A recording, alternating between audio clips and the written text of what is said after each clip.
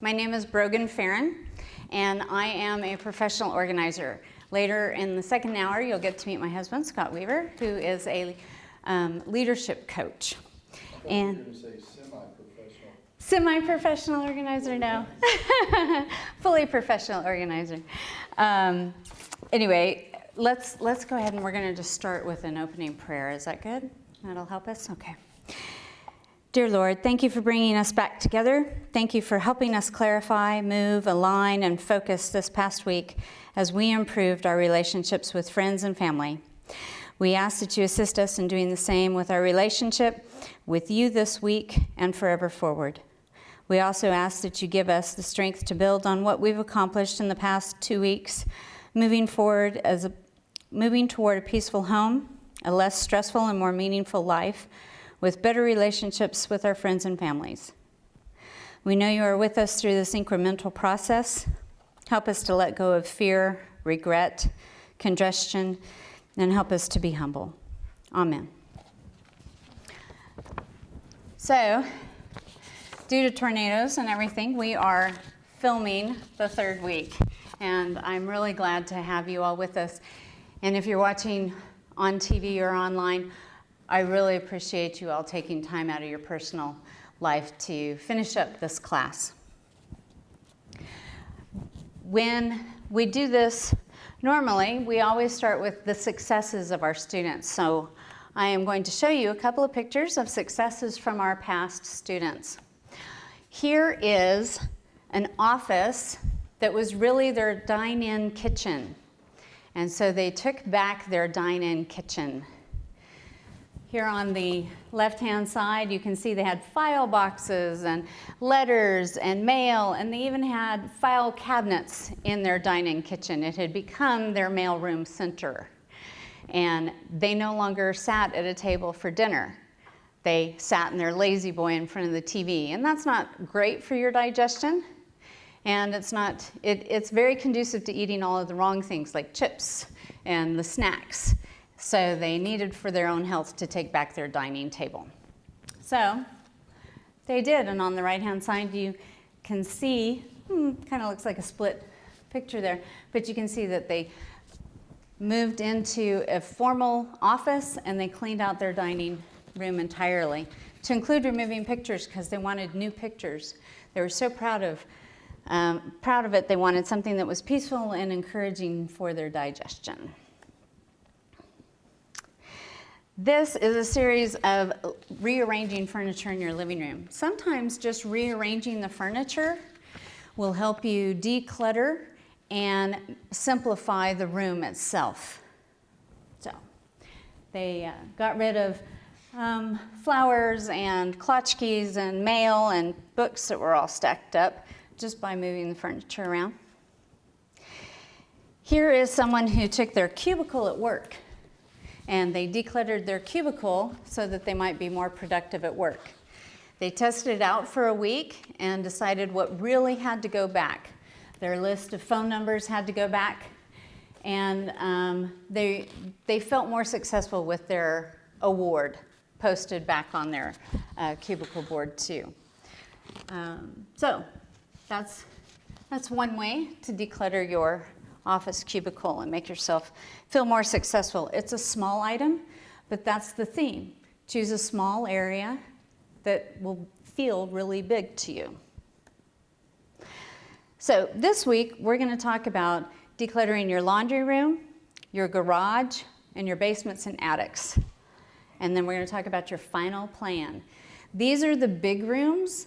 These are the big areas that we accumulate a lot of our stuff in. And so we save them for last because everybody stays for the last class if we do. All right, let's talk about your laundry room. What do you all think is the worst part in their laundry room?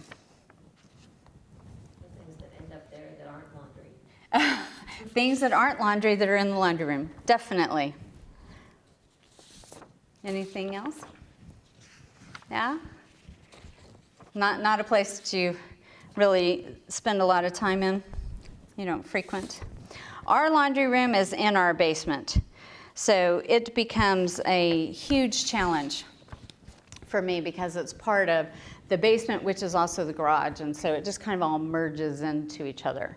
So just across from my laundry machine, I have all the winter stuff that goes in the back of the car, you know, the shovel, the blankets, the first, you know, all of that for the winter travel. This week, I want to remind you of a couple of things on your handouts, and we have handouts coming for you. Honey, would you hand out those handouts for me? So, in the first week, we talked about several ways to go about decluttering. There is the room by room method, which is what we teach here, but there's also the KonMari method. Marie Kondo, the author of Tidying Up. And so that is a by item or by category way to declutter. And it takes a lot of endurance and ability to go through making decisions. If you get decision fatigue, perhaps the KonMari method is not for you. There's also Swedish death cleaning. And that method is, just to remind you, it is don't save things for after you're gone. Those things that you're saving for people, go ahead and give them away now. So Grandma's silver was my example in the first class of things that my grandmother started giving away early. She didn't want my first cousin to have them. She wanted me to have them. So to ensure that, she gave it to me early. And so that's part of the Swedish death cleaning.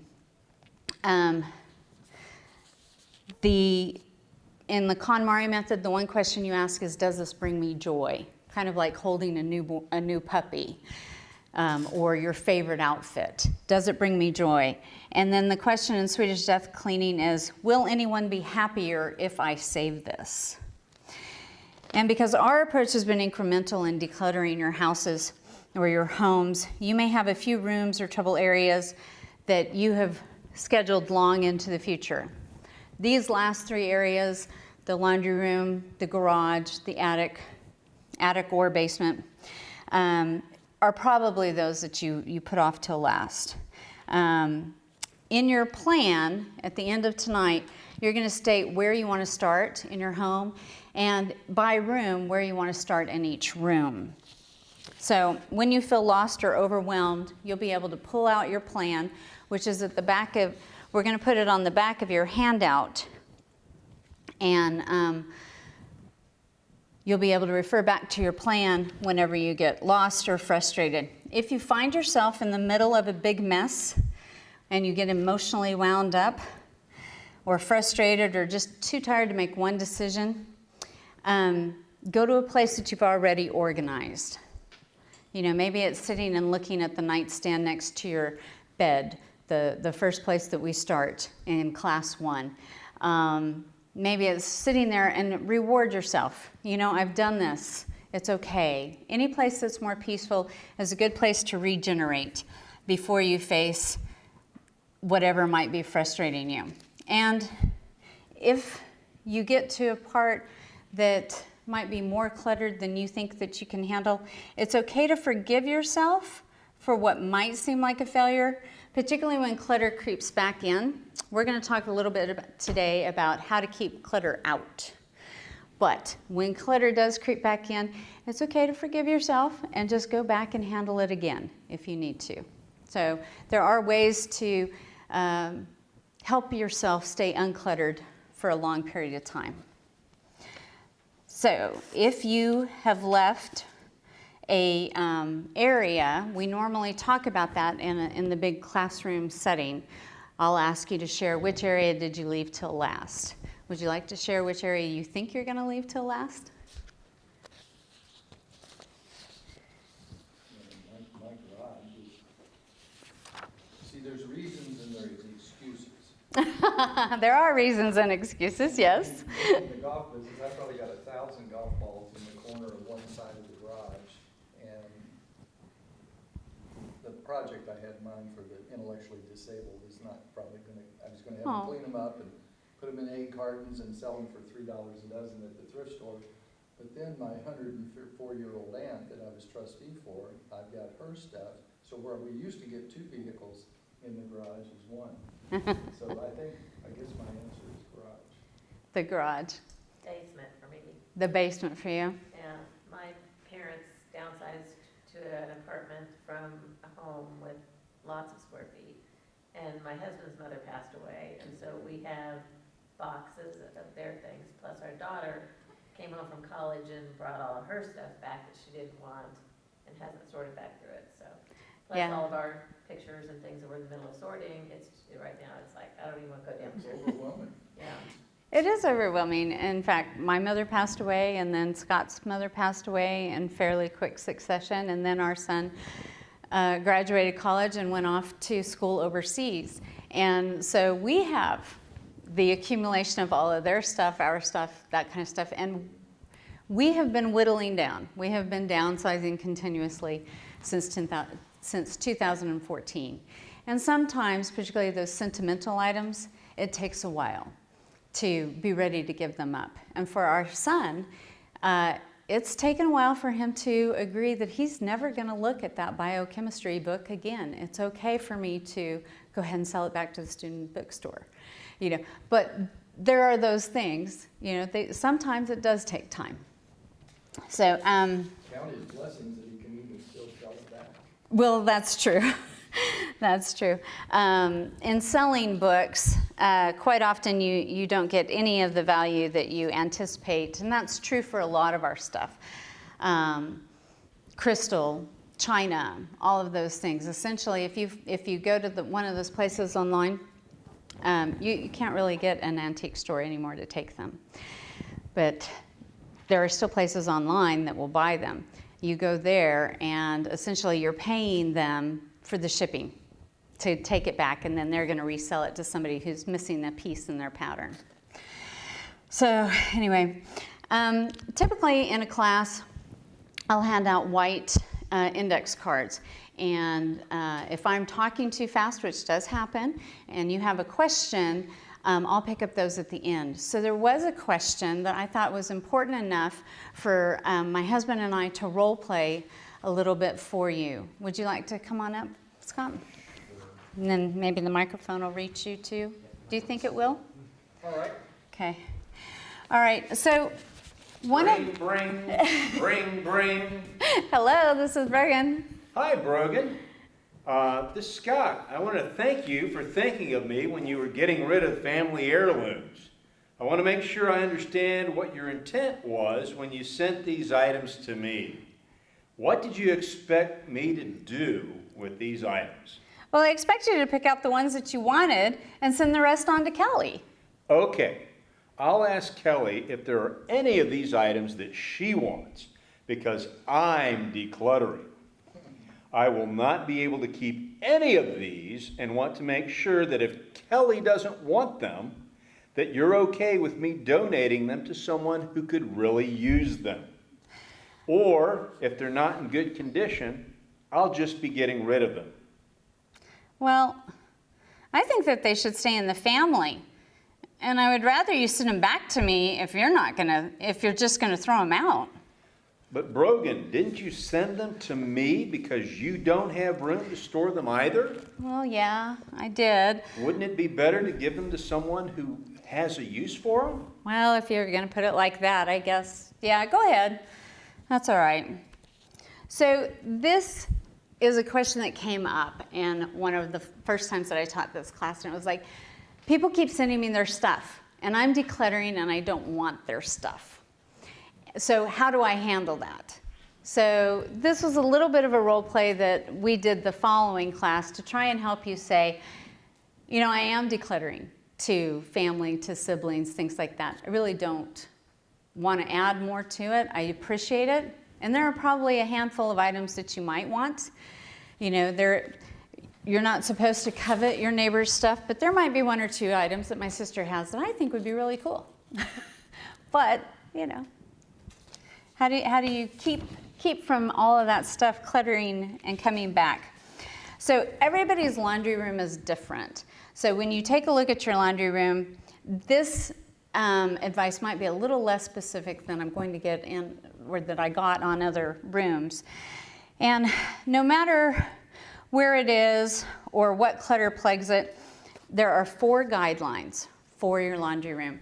And I believe in your handbook there will be a page that talks about your laundry room, and you'll be able to write down these 4 items.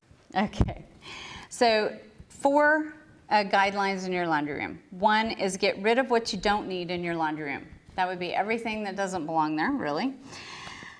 Organize what you keep into baskets or well-labeled bins, or sturdy shelving, or use drawer organizers. A lot of those plastic drawers that you can buy at Walmart and Target and all of the department stores, those seem to hold a lot of the items that we have in our laundry room. The dryer sheets, the dryer balls, all of those kinds of things. Keep your clothes off the floor. So whether you devise a basket system, or you just have your basket and your basket's on the floor when you go to do your laundry, that's fine. Avoid storing any items on top of the machines. The machines shake, they rattle, you have a tendency for the soaps to spill, and it just creates a bigger mess. So try to keep the tops clean. And the declutter mantra is to keep flat surfaces clean. That gives you that peaceful look without any stress. If you have cabinets that you can put your soaps and your dryer sheets and things like that in, that is really beneficial. If not, think about a cart that might hold those items. If it goes under like a shelf or under a table, maybe think of a curtain that'll go around the table if you don't have, doors that would close on a cabinet or something. So, on your notes, one of the things that you may want to do is think about where you want to start in your laundry room. Do you want to start with all the chemicals? Do you want to start with cleaning the floor? One of our rules is to start from the bottom and go up, because you're going to be looking for storage space as you go up. When we start at the bottom and we're decluttering, we're getting rid of things. Those things that we're keeping, as we move up, we're looking for some of that vertical space to give us more storage room. Okay. So, what questions do you have on a laundry room? Anybody have a tough laundry room problem that they would like to ask? I didn't say anything because I didn't know if you wanted interaction while this is. I would love to. I just wondered, would it help if that showed the 4 things? Just for future planning? Yeah, that would be good. If I did put the list of 4 items on there, 'Cause that I would just be wrote- good. I wrote rid what's not needed, Mhm. organize with baskets, close off floor, and what was 4? I believe 4 was don't put anything on the washer or the dryer on the top. So keep the flat surfaces clear is number 4. Which is the mantra, isn't it? Yes, it is the mantra. So we're going to go to your garage next. Now in this picture you have a very neat organized garage. Bikes are hung, all of the sports balls are in a great huge net sack and hung up, things like that. You may not have a garage that looks like this just yet. You may not like to hang your bikes the way that this one is, but these are just ideas. Old sporting equipment. We don't always play the same sport throughout life. Golf is one of those that you might be able to play throughout life, but my father was a golfer. He had a 4 handicap for 20 years, and he was a good golfer. But every Christmas we gave him golf balls, golf tees, golf gloves. So when we downsized my parents about 1.5 years ago, we donated, he had 12 golf bags that had complete sets, and we donated 8 of them and to the high school golf team. And we had, you know, those great big huge Rubbermaid tubs. We had 3 of those of golf balls, some still in the cases. Sleeves. In the sleeves, thank you. And some used, but for the most part, really great condition golf balls. And we gave them, you know, those great big huge bins, and their eyes just popped wide open. They thought it was heaven. And when he donated their his golf cart, it really was just their dream come true. Of course, none of the high school kids were allowed to use the golf cart, but the coach really liked it. The coach really liked it. Yeah, no, it was great. But my father lived on the golf course and drove out the back gate every day to go pay his green fees and play. So it was his retirement dream. However, his health has deteriorated. He's no longer able to play a full 9, let alone 18 or 36 holes. And so it was time to go ahead and divest himself of all of those. And he found a great place for it to go. So, but think about the sports that you played. We have a volleyball net and a volleyball, and it's great when the family comes over for Thanksgiving, but we only use it once a year. So I'm thinking that's one of the next things that leaves our garage, is that volleyball set. Here are some tips, 4 tips for decluttering your garage. Take everything out of your garage. Too often, there are things that have fallen behind the shelf. There are things that were so far back in the corner that you have completely forgotten it was there. Sometimes there are things that are there from the people you bought the house from, like cans of paint. Cans of paint are toxic or hazardous material. There are certain ways to get rid of that. One of them is to take the paint out, pour it on cat litter, let it dry, let the cans dry. Once paint is dry, as I understand it, it is no longer considered a hazardous material, but you need to check with your own city and trash folks to make sure that that is their understanding of it too. But dispose of everything properly that you can. So you've taken everything out of your garage, step number 1.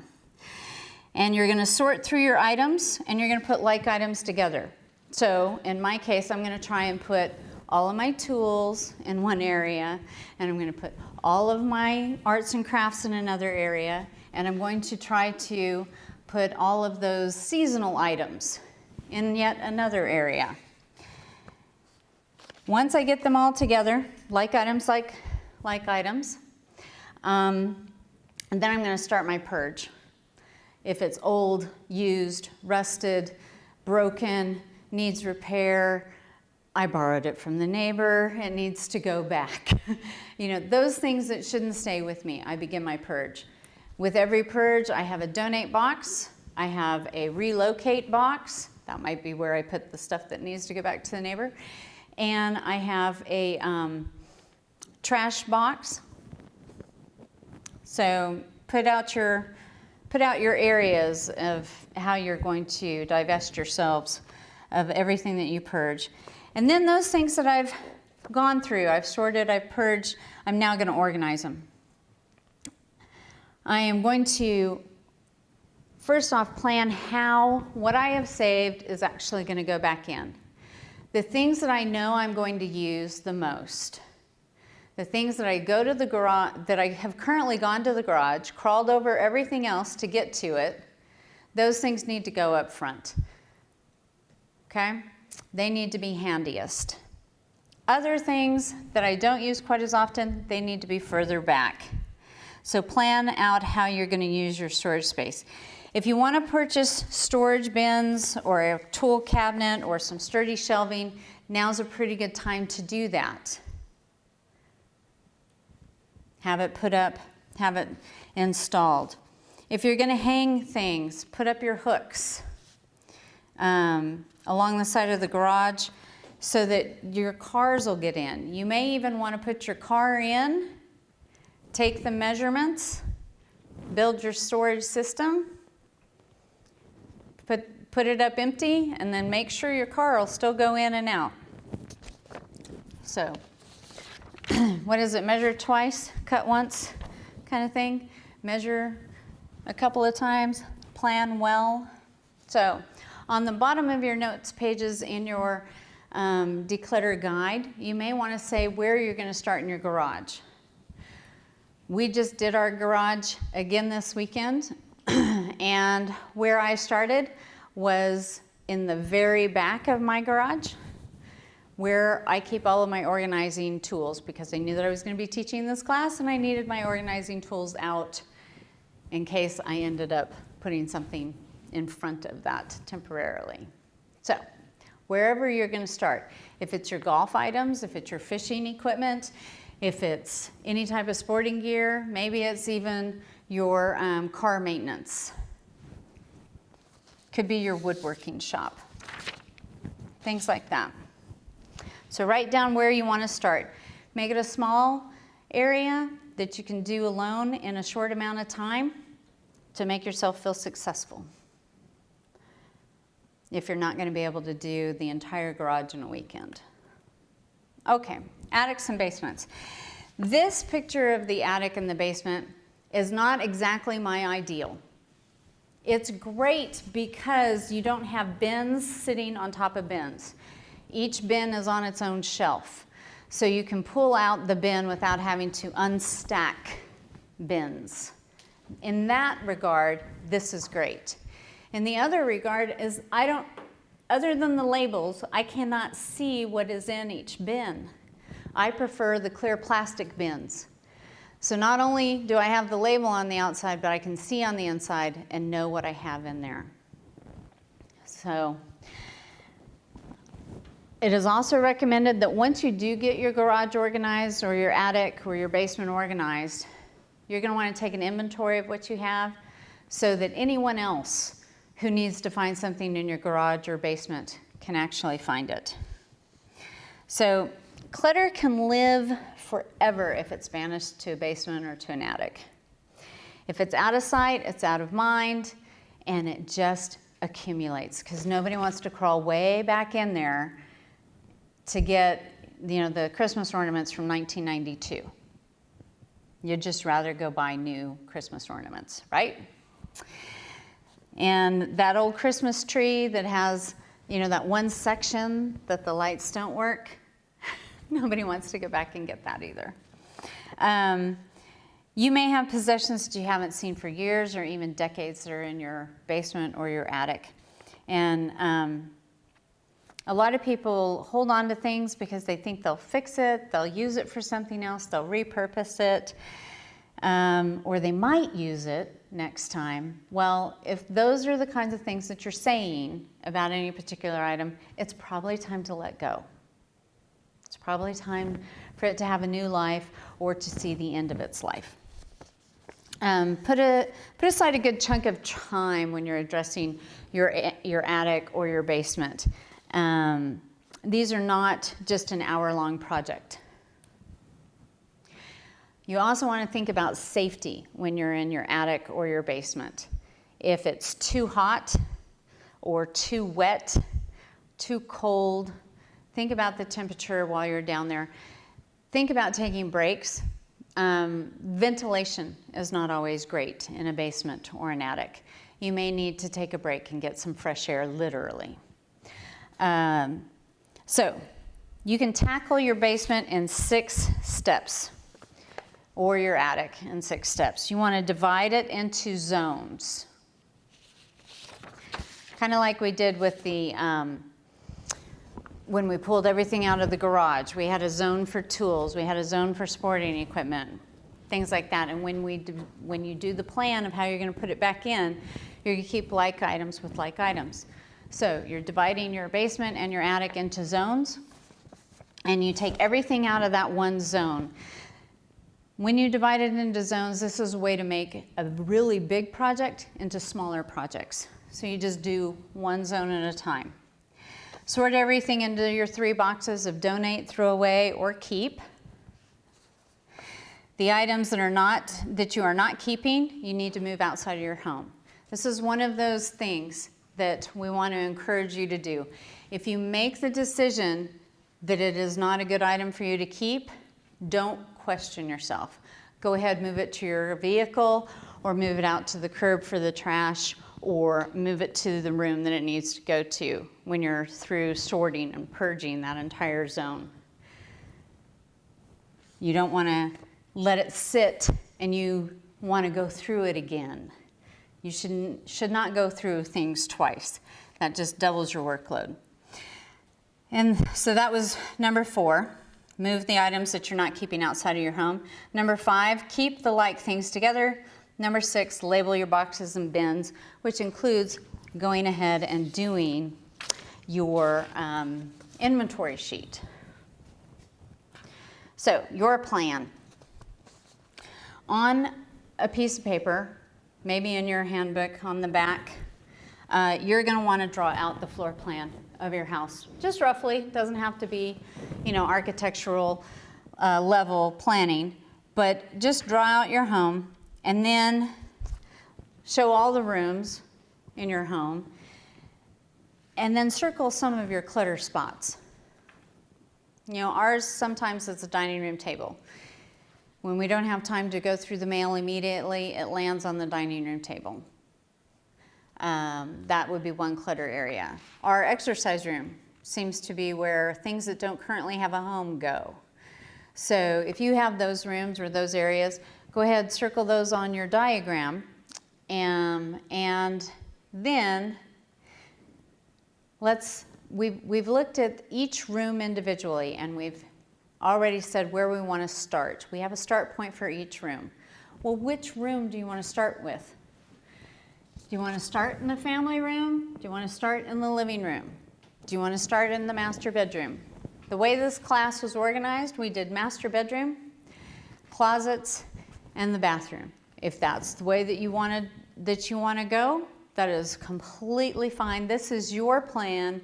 It has to be workable for you and whomever you live with and have to declutter with. So we recommend that you do it a room at a time or zones within a room.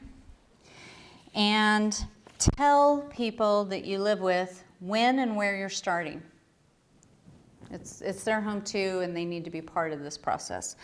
They may not be as enthusiastic about helping you in this process, but they at least need to know not to sabotage your work. And then plan out the time that it's going to take per room. Like we said, the garage, probably a day or two. If you're going to have structures built inside your garage, it's going to be even more than that. Your attic, your basement, not a 1-hour job. The master bedroom can probably be done in just a handful of hours, or maybe an hour. Okay? All righty. Set your completion dates by room. Set a date for each room and when you want it to be done. Pick dates that are attainable so that you're not getting frustrated. And then take this declutter challenge, make it a game for yourself. If you need help, I recommend that you look up the National Association of Productivity and Organization. It is abbreviation NAPO, National Association of Productivity and Organization. This is where professional organizers, it is their national association. If you go to their website, you can actually find a professional organizer who fits your personality, your needs, and is in your area. Most of them have their own websites that can be linked to from the National Association. And tonight's topic and homework are going to center on a better relationship with God. So let me step back and ask a couple of more questions. What questions would you have if you needed to hire someone to come help you? Referrals or experience? Referrals and experience. Credentials? Yep, credentials. You might want to know how much it costs. Most of the professional organizers have something on their website to talk about how much they charge. Some charge by the hour, some charge by the project.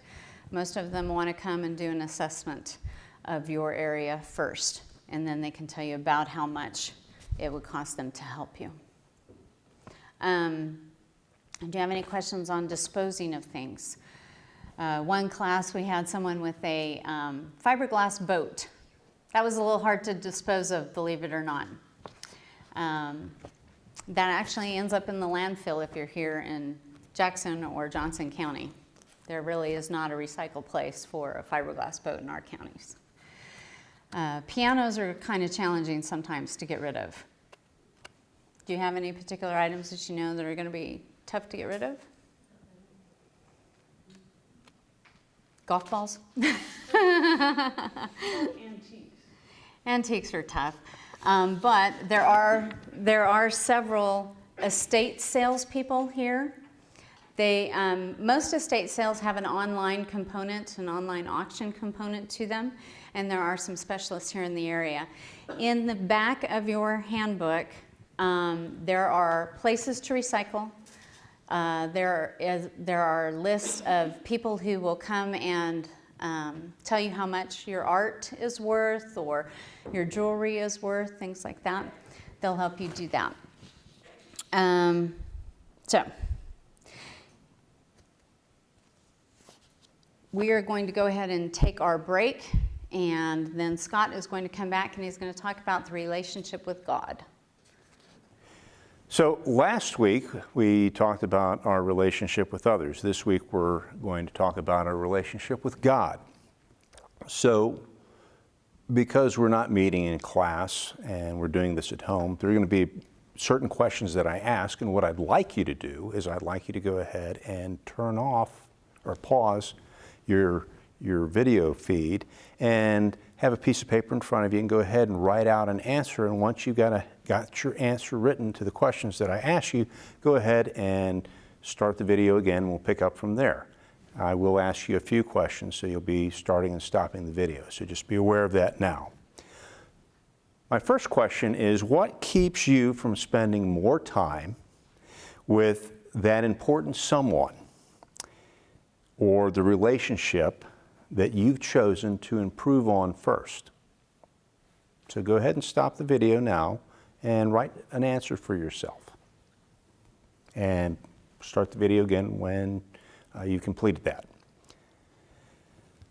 So in today's class, we're going to talk about improving our relationship with God, a God who loves us and who wants us to have a simple life that's focused on the most important things that will bring about His kingdom on earth, just as we pray in the Lord's Prayer. So, if you would, think about what you've read about the media mogul, about James on pages 250 and 251. And in thinking about him, and we'll spend some more time later on him, but now for yourself, and answer this question. How do you, as an imperfect person, deal realistically with a messy life? Go ahead and answer that question.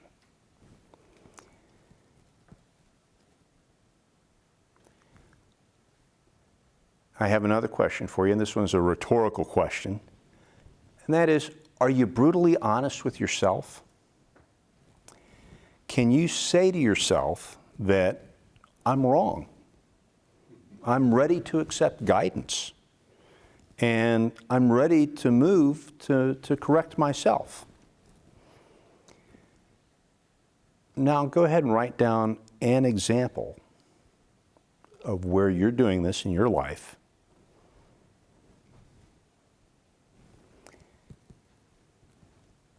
One last question right now. How does this phrase make you feel? It won't go the way that you think it will. Answer that question.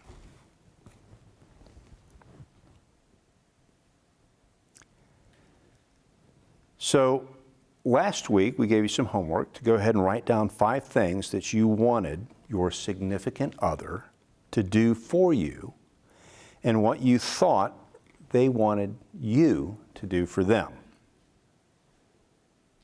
Now, anticipating how this phrase makes you feel and knowing that things don't often work out the way we think that they will, they won't go as planned, what can you do to help yourself adapt faster and with less angst? Go ahead and write down that idea of what you'll do to help yourself adapt faster and do so with less angst as things don't go according to your plan. In a recent sermon, Pastor Adam Hamilton asked us to pray 5 times a day when we wake up, when we eat breakfast, when we eat lunch, when we eat dinner, and before we go to bed. Now, I had a friend in the Army who'd mastered the skill of praying often when he was in high school. And it started with the 5 times that Pastor Adam recommended, and then he added a prayer with each class bell, and then each time that he got into his car. And soon prayer became a constant conversation that he was having with God every day.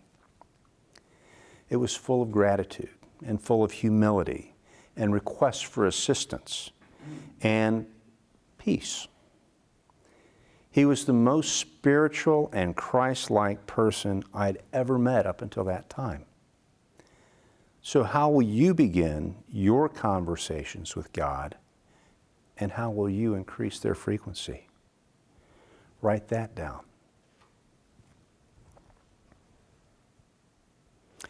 Now, working within our limitations is important, so long as you're not keeping those things that aren't the best in your life. So, write this down. What are you going to eliminate? What are you going to eliminate? And who will hold you accountable?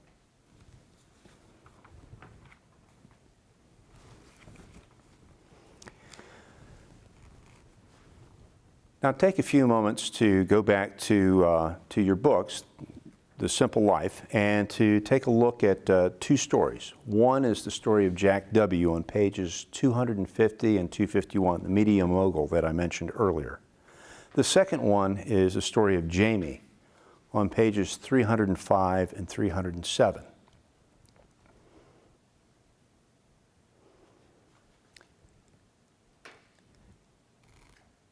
We're going to talk a little bit about Jack's story. Jack has a small company. He runs an IT firm, and he's trying very hard to do well for his family and for himself and for the small group of people that he employs. He grew up in the church, but Jack has reached a point in his life right now where work is interfering both with his relationships with his family and his relationship with God.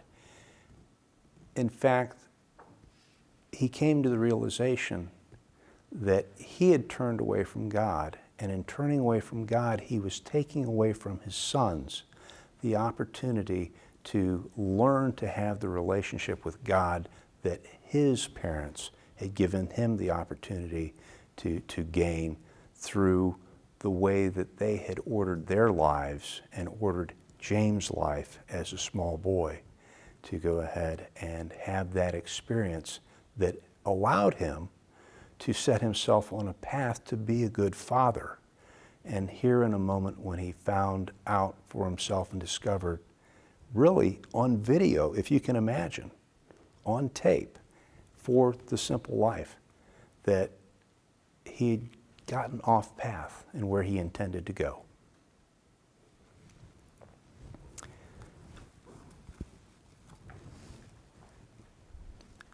So we've talked about clarity, and we'll talk about it again now here. And it's about putting God at the center. So let's go ahead and take a look here at what we have on the slide. I plan to put God back into my life. I will start with some modest goals, like reading my Bible 15 minutes a day, taking the family to church on Sunday, and talking about spiritual matters with my family at least once a week. I plan to put God back into my life.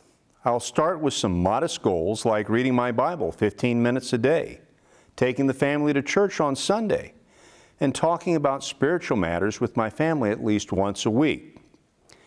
Well, clarity is about putting God at the center in creating a relationship, and the relationship that we want with God. So, David had this in mind when he wrote Psalm 14, and I'm just going to go ahead and give you verse 1 of Psalm 14. Fools say in their heart, there is no God. They are corrupt and do evil things. Not one of them does anything good.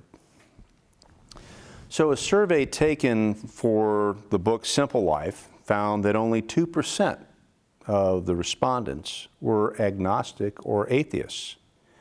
Most said that their priorities were mixed up and that God was not at the center of their lives. If you feel the need to spend more time with God, what's stopping you? Jesus noticed while he walked on the earth that people can have an outwardly appearance, one of being spiritual, and still be distant from God. The Pharisees were famous for displaying this, or they've been made famous to us through the New Testament. The Pharisees restricted adherence to the laws of the Old Testament, but they became legalistic and did not focus on internal change. In Matthew 23, verses 27 and 28, Jesus says, "How terrible it will be for you legal experts and Pharisees, hypocrites! You're like whitewashed tombs. They look beautiful on the outside, but inside they are full of dead bones and all kinds of filth. In the same way, you look righteous to people, but inside you're full of pretense and rebellion." A checklist of good works doesn't bring anyone closer to God unless those actions come from the heart of someone who truly desires to put God at the center of his or her life. In James chapter 2, verse 17, it says, "In the same way, faith by itself, if it is not accompanied by action, is dead."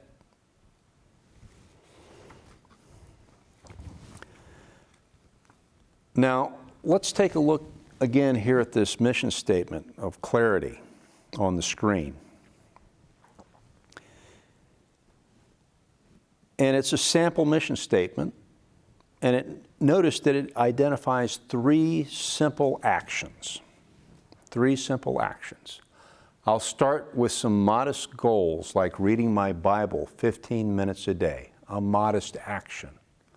I'll take the family to church on Sunday. A modest sounding action may actually be a little bit more challenging, in fact, depending upon the size of the family and the ages of the children. And I'll talk about spiritual matters with my family at least once a week. Three modest actions. So I'd like you to write a mission statement there in your homework pamphlet. But before you do, I'm going to ask you to think about these things, and maybe they'll go ahead and fit in there. Things that might fit into that simple action category could be having a regular prayer time, regularly reading or studying the Bible, choosing to memorize Scripture, fasting, not taking a meal, faithfully attending church, making the choice to minister to others in Jesus' name, and making the choice to share your faith. and to witness to others. As you think about what to include in your mission statement, consider the following. You must have a desire to grow closer to God, to grow closer to God. Write only what you know in your heart you need and want to do. You must be intentional about following this mission statement. It can't just be a concept or an idea. It must be a plan or a process for making progress. Then, after you've made your plan, ask God to help you carry it out. Remember, your goal should be realistic and attainable. So now take some time and write your mission statement for developing a closer relationship with God.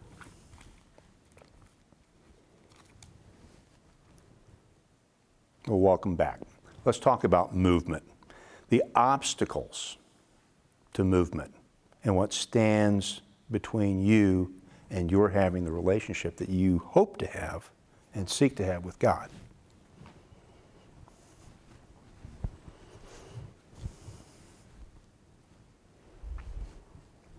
As we've discussed before, no one likes traffic congestion. Congestion hinders movement. Do you have congestion in your relationship with God? Let's identify the things that might be creating congestion in your relationship with God. So we get to go ahead and write a few more answers. Again, please stop the video, write your answer, and then begin it again. What keeps you from attending church or from attending it regularly? What keeps you from reading the Bible or reading it more often? Why don't you pray more often?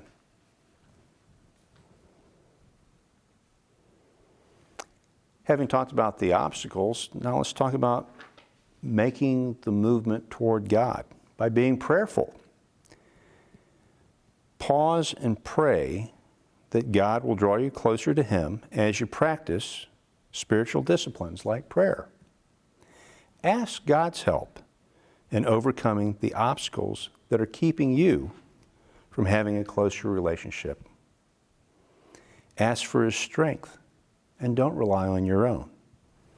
God has no limits on God's abilities. Nothing moves congestion like prayer.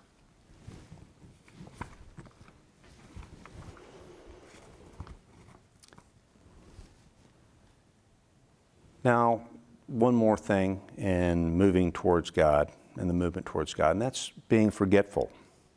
Being forgetful isn't always bad. Forgetting can be positive and life-changing.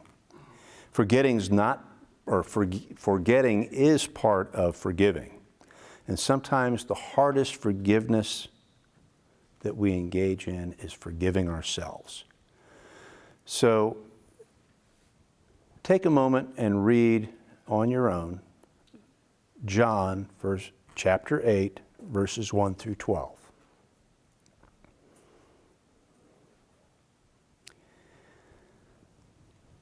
So in the story there in verses 1 through 12 of John chapter 8, Jesus says to those who brought the woman before Him, whoever hasn't sinned should cast the first stone. And then Jesus looked down, wrote on the ground some more. And slowly those who heard Him went away one by one, the elders being the first. So that finally Jesus and the woman were left alone in the middle of the crowd that had gathered there with Jesus before this group had brought the woman before Him. And Jesus said to the woman, "Where are they? Is there no one here to condemn you?" The woman said, "No one, sir." And Jesus said to her, "Neither do I condemn you. Go, and from now on, don't sin anymore." Forgiving ourselves is sometimes the hardest thing.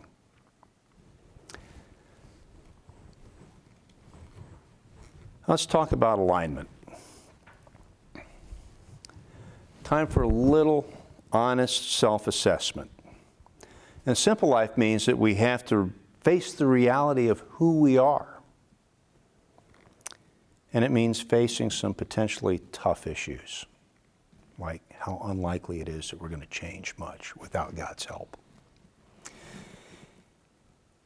In the survey that was done for the Simple Life, only 22 of those responding said that they strongly agreed that they were good spiritual leaders. 46 said they somewhat agreed. 32%, 1/3 admitted that they were not good spiritual leaders. So why would almost half respond with uncertainty on such an important issue? From further discussions, the authors came to the conclusion that the uncertainty was from those who were not being honest with themselves. They were more hopeful than realistic. So, little quiz for you to go ahead and do for yourself. And you can answer yes or no, and this is just for you. And again, I asked you to take the moment to go ahead and be brutally honest. Okay. So, would you describe, or would your family describe you as a good spiritual leader? Yes or no? Now ask yourself the following. Am I closer to God today than I was a year ago? Yes or no? Is prayer a regular part of my day? Yes or no? Do I read the Bible at least 2 or 3 times a week? Yes or no? Am I truly connected to a local congregation? Yes or no? Do I freely talk with family and with others about my faith? Yes or no? Now, these questions are meant to help people become more honest with themselves. The uncertainty then can move from aspiration to realism. Now, I'm talking with somebody about accountability. We asked you to identify your accountability partner 2 weeks ago. Now, take a few moments, write down a way you would like your accountability partner to hold you accountable for keeping your actions aligned with your goals regarding your relationship with God. Let's talk about recognizing who we are, who you are. It's a personality match. Now, you don't have to take a personality assessment to know some things about yourself. You know what you like and you know what you don't like. And you know what works for you and you know what doesn't work for you in your life. And we found that many people are out of alignment in their relationships with God because they're trying to do something that goes against the grain of their personality and the way that God made them. The way that God made them. So, list ways to modify your mission statement so that it would work better with your personality. Take a few minutes and do that.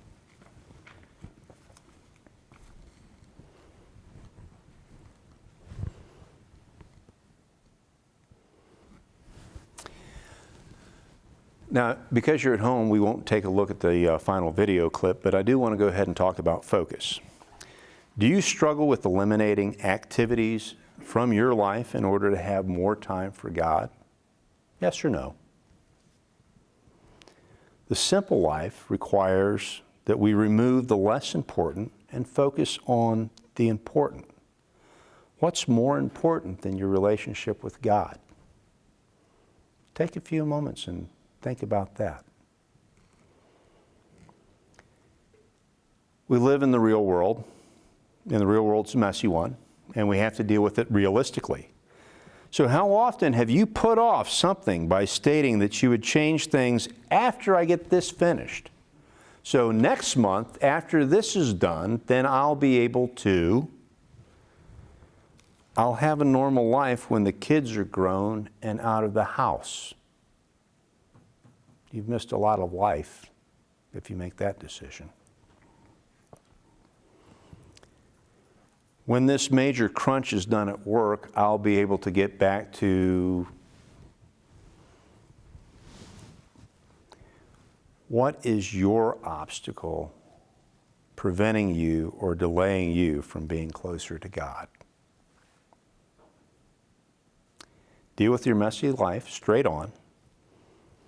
Now, church leaders saw that widows and orphans were being neglected. They didn't forego matters of most importance to deal with this urgent need, but they didn't ignore it. They acknowledged the messiness of life, and then they dealt with it. I'll share with you what's become a favorite column of mine by Ellen Goodman.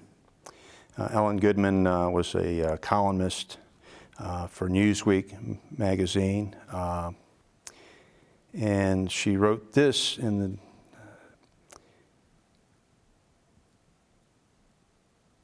1985, I believe. He worked himself to death, finally and precisely at 3 a.m. on Sunday morning. The obituary didn't say that, of course. It said he died of a coronary thrombosis. I think that was it. But everyone among his friends and acquaintances knew it instantly. He was a perfect type A workaholic, a classic. They said to each other and shook their heads and thought for 5 or 10 minutes about the way they lived. This man who worked himself to death finally and precisely at 3 a.m. on Sunday morning, on his day off, was 51 years old and a vice president. He was, however, one of 6 vice presidents and one of 3 who might conceivably, if the president died or retired soon enough, have moved to the top spot. Phil knew that. He worked 6 days a week, 5 of them until 8 or 9 at night, during a time when his own company had begun the 4-day-a-week for everyone but the executives. He worked like the important people. He had no outside extracurricular interests, unless, of course, you think about a monthly golf game that way. To Phil, it was work. He always ate egg salad sandwiches at his desk. He was, of course, overweight by 20, 25 pounds. He thought it was okay, though, because he didn't smoke. On Saturdays, Phil wore a sports jacket to the office instead of a suit because it was the weekend. He had a lot of people working for him, maybe 60, and most of them liked him most of the time. 3 of them will be seriously considered for his job. The obituary didn't mention that. But it did list his survivors quite accurately. He is survived by his wife, Helen, a 48-year-old good woman of no particularly marketable skills, who worked in an office before marrying and mothering. She had, according to her daughter, given up trying to compete with his work years ago when the children were small. A company friend said, "I know how much you'll miss him." And she answered, "I already have." Missing him all these years, she must have given up a part of herself which had cared too much for the man. She would be well taken care of. His dearly beloved, eldest of the dearly beloved children, is a hard-working executive in a manufacturing firm down south. In the day and a half before the funeral, he went around the neighborhood researching his father, asking the neighbors what he was like. They were embarrassed. His second child is a girl who's 24 and newly married. She lives near her mother and they're close. But whenever she was alone with her father in a car driving somewhere, they had nothing to say to each other. The youngest is 20, a boy, a high school graduate who spent the last couple of years, like a lot of his friends, doing enough jobs to stay in grass and food. He was the one who tried to grab at his father and tried to mean enough to him to keep the man at home. He was his father's favorite. Over the last 2 years, Phil stayed up nights worrying about the boy. The boy once said, "My father and I only board here." At the funeral, the 61-year-old company president told the 48-year-old widow that the 51-year-old deceased had meant much to the company and would be missed and would be hard to replace. The widow didn't look him in the eye. She was afraid that he would read her bitterness. And after all, she would need him to straighten out the finances, the stock options, and all of that. Phil was overweight and nervous and worked too hard. If he wasn't at the office, he was worried about it. Phil was a type A, a heart attack natural. You could have picked him out of a lineup in a minute. Soon, when he finally worked himself to death at precisely 3 a.m. Sunday morning, no one was really surprised. By 5 p.m. the afternoon of the funeral, the company president had begun, discreetly of course, with care and taste, to make inquiries about his replacement. One of the 3 men, he asked around, "Who's been working the hardest?" We want to thank you for joining us for this last class. I know it was difficult to do it on video or by streaming, but we do appreciate it. If you have any questions, whether it be how do I get rid of something properly, how do I maintain my clutter-free house, or you have questions on how to simplify your life, please, you have on the front cover of your handout our telephone numbers and our addresses, our email addresses. Please go ahead and contact us. We will do whatever we can to help you. We do appreciate you going through just a little bit extra to make up this third class. Please join us in prayer. Dear Lord, thank you for giving us this time together to improve ourselves by simplifying our lives down to the essentials. Thank you for your guidance on what is truly important and necessary to create your kingdom here on earth.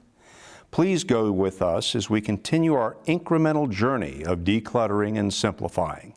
Please help us learn to celebrate living a life balanced and focused, ready to adapt to the inevitable changes that occur.